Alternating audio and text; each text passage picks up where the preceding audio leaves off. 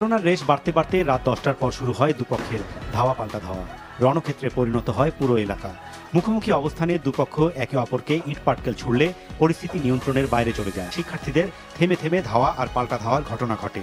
এতে বেশ কয়েকজন শিক্ষার্থী আহত হন। কলেজের শিক্ষার্থীরা আজকে ঢাকা বিশ্ববিদ্যালয়ের প্রবেশিকা কাছে গেছি, কিন্তু উনি আমাদেরকে কুকুরের মতো ব্যবহার করে ওনার রুম থেকে বের করে দিয়েছে। বিজেপি পুলিশ এবং সেনাবাহিনী নদী নিরাপত্তা দিচ্ছে এবং আমাদের দিকে এবং ইডেন কলেজের দিকে টিয়ার শেল এবং সাউন্ড গ্রেনেড মারতেছে। পুলিশ বারবার ঢাকা কলেজের উপর হামলা চালায়, একবারও তারা ঢাকা বিশ্ববিদ্যালয়কে প্রতিহত করে না। নিজের ৭৮তম জন্মদিনে সবার প্রতি কৃতজ্ঞতা জানিয়ে বিএনপি মহাসচিব মির্জা ফখরুল ইসলাম আলমগীর গণমাধ্যমকে বলেছেন, এ বছরের মধ্যে নির্বাচন হওয়া উচিত গণতন্ত্রের স্বার্থে। নিজের জন্মদিনেও নির্বাচন চাইলেন ফখরুল সাহেব। ব্যারিস্টার রুমিন ফারহানা, এ বছর কি নির্বাচন আসলেই সম্ভব? ওই পরিস্থিতিতে কোন একটা বাচ্চা তার মাকে ছেড়ে আসবে বা মাওকা এরকম 10 বছরের 9 বছরের বাচ্চাকে ছেড়ে দেবে না? তার কোল থেকে টেনে হিস্ট্রি নিয়ে 7 কলেজের সাথে ঢাকা বিশ্ববিদ্যালয়ের একটা গ্যাঞ্জাম হয় কালকে রাতে। আর সেখানে কি কি হয়েছে এবং লোকগুলো কারা কারা আহত হয়েছে এই নিয়ে আজকে বিস্তারিত। এছাড়া বিএনপির নেতা রুমিন ফারহানা কি বলেছে নির্বাচন নিয়ে, এটাই থাকবে আজকের ভিডিওতে। এছাড়া শেখ মুজিবের পরিবারের সদস্যরা কিভাবে হত্যা হয়েছিল সেটা বিস্তারিত। আপনারা তো সবাই জানেন ঢাকা বিশ্ববিদ্যালয়ের সাথে ঢাকা কলেজে এবং 7 কলেজের সাথে একটি গ্যাঞ্জাম হয়, আর সেখানে অনেক ছাত্রছাত্রী আহত হয় এবং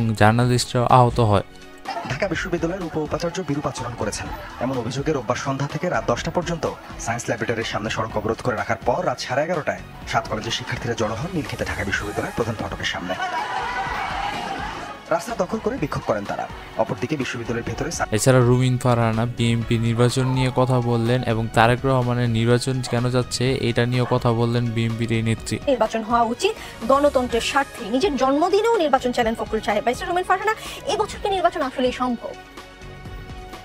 নিকোল, এই বছর নির্বাচন সম্ভব এবং আপনি প্রশ্নটি যুক্ত করে আমাকে সাহায্য করেছেন, বিকজ আমি ঠিক ওই জায়গাটাতেই যাচ্ছিলাম যে আমাদের নির্বাচন দরকার কেন এখন জানেন? বিকজ এই সরকার কিছু সামলাতে পারছে না। এই সরকার যদি সামলাতে পারতো নিকোল, তাহলে কিন্তু রাজনৈতিক দলগুলো সমস্বরে এভাবে নির্বাচনের কথা বলতো না। আপনি দেখুন একটার পর একটা জায়গায় আইন শৃঙ্খলা পরিস্থিতির অবনতি হচ্ছে, সেটা আপনি পথে ঘাটে বলুন, ছিনতাই বেড়েছে, মানুষের উপর হামলা বেড়েছে, ব্যবসায়ীদেরকে কুপিয়ে টাকা নিয়ে যাওয়ার ইনসিডেন্ট বেড়েছে।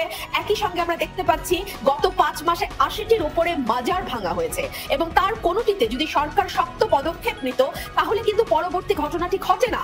এতক্ষণ বিএনপি নেত্রী রুমিন ফারহানা বলছিলেন কেন নির্বাচন দরকার আর বিএনপি কেন নির্বাচন চায়। তারেক রহমানও তিনি বলেছিলেন নির্বাচন কেন দরকার। এখন আপনারা জানবেন শেখ রাসেলকে কেন হত্যা করা হয়েছিল এবং কিভাবে হত্যা করা হয়েছিল এবং সেই সাথে মুক্তিযুদ্ধের মধ্যে কি কি ঘটনা ঘটেছিল। একটা বাচ্চা তার মাকে ছেড়ে আসবে বা মাওকা এরকম 10 বছরের 9 বছরের বাচ্চাকে ছেড়ে দেবে না? তার কোল থেকে টেনে হিস্ট্রি নিয়ে আসা হয়েছে মুহিতের কাছে। এগুলা কাহিনী বানানো হয়েছে, এগুলা কাহিনী বানানো হয়েছে কাহিনীকে একটা নাটকীয় মোড় দেওয়ার জন্য।